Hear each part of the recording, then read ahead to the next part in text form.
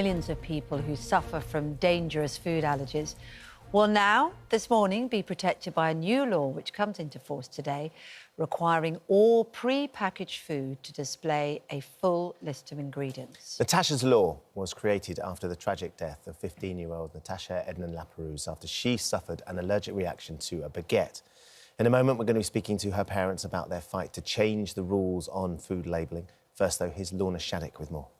Well, we are joined this morning by Natashas' parents, Tanya and Nadim Ednan-Laperouse. It's so lovely to see you again this morning. We've spoken to you many times, haven't we? But this feels like a positive morning, albeit that we know the devastating situation that it's come out of. What does it mean for you to have this be rolled out today? It feels like we have done the right thing. We've got justice. Not just for Natasha, but for everybody else that's living with food allergies in this country. And that's 2 to 3 million people that have a diagnosed allergy, a food allergy. And so today, it feels a long time in coming. It hasn't quite hit. I think it will by the end of the day, but we're just over the moon, aren't we? Yeah, really over the moon. This is D-Day, Deliverance Day, for 2 million people who have waited all their lives, allergic lives, to be able to actually go out and buy a sandwich, buy a salad, and actually know what's in it. Finally, the ingredients and the transparency that's long been needed is here, and it will make shopping much safer for them. And I do think the thing as well, sorry, Kate, no, Tanya, that for Natasha to understand that there is a law in her name, that the tragic loss that you have faced, losing your beautiful daughter at far too early an age, but to know that her legacy is going to hopefully save people's lives in the future, as it would have if it had been in place for her. Well, for us, we lived in a bubble. We lived an allergic life. We didn't realise there were so many other people with allergies. We only found that out after the inquest. And so for her, she always felt that people didn't really understand. She knew the dangers. She understood. She'd had a couple of reactions that were very serious. And so I think knowing that there are so many people out there that are going to be helped, because it's all about information at the end of the day. You are responsible for your own safety, but obviously you need to trust in what you see. So for the food industry to bring in proper processes to be able to be transparent with the ingredients that are in food will undoubtedly save lives. I mean, there is a sense of sharing in the challenge, isn't it? Because she and you as a family were incredibly careful, took incredibly incredible responsibility for the situation that she was facing. She hadn't had an attack for 9 years before it because she was so careful. And yet still, you were caught out.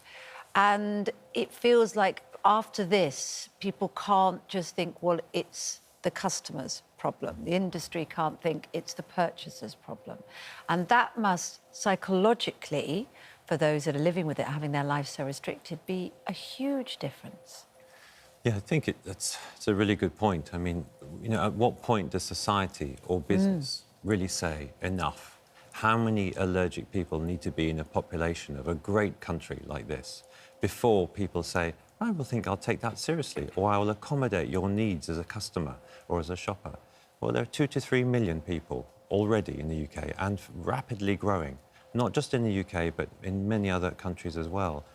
This is a real problem for society, and it's so important that businesses and other parts of society actually grapple with this and appreciate the real anxiety and trauma, everyday kind of trauma, that is an allergic life. It's really hard to live around food when you could die by just having a small amount of it, by accident or by someone else's error. So it's been a dogged battle to get to this point, Tanya, but I'd imagine this is just the first step, really. It's an important step, but there's still a long way to go to get to where you feel like this needs to be. Yeah, I think it feels like we've only just really started understanding allergies as a society. I think Natasha's inquest sort of started that awareness. And there are so many areas of society, anything from schools to travel to going off to university, whatever, working, in your job, where dangers lurk. And I think raising that awareness is so important.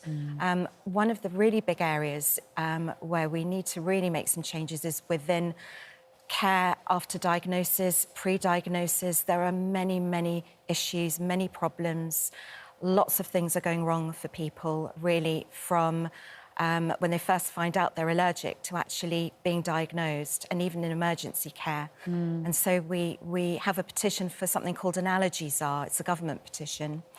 And we're asking the government to appoint somebody and a lead. It's a lead, isn't it? Yeah, to, it's someone to take really responsibility and to bring together the disparate bits and pieces in government services, so schools, hospitals, GPs, bring it all together so it works really well for allergic people. Because at the moment, we've been to too many inquests into the deaths of other children and teenagers in the UK where that system has failed them.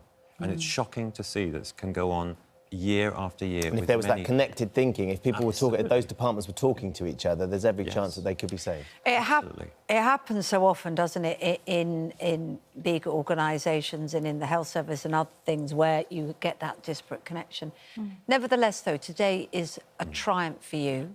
I'm sure the sadness is still there, but it's a triumph for you. And I think it's a hopeful message for all of us that's watched your journey as well.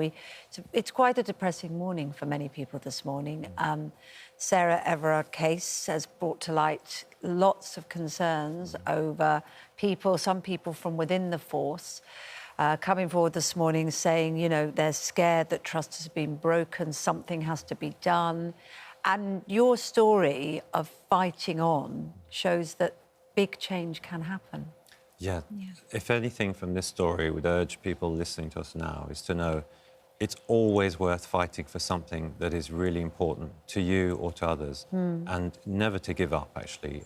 That spirit, I think, is in most people's human nature, and to go with it and do not give up, because it will come through in the end. It's just a question of when, and to go with it. You know, have heart, really, Have that belief. Well, look, you are embodiment of that belief, and your support and trust and love for the memory of your daughter as well is going to live on in a law that is enshrined in law, which is an extraordinary thing to have achieved. So well done. And I know you've set up the research foundation in her name, and your dream is that you can disband it ultimately. That's the plan. Because we won't need it, because everyone will understand the importance. And then we close down the charity. That's it. What a charity. Because it's not needed anymore. It's the ideal charity. You solve the problem and it's no longer needed. That is, to me, is a good charity. Well, let's hope one day we can get there. Nadim, Tanya, thank you so much for coming in today and sharing this moment of triumph with us and your journey to this point. I'm sure we will see you again, though, because I don't believe for a minute that the fight and the journey is going to stop.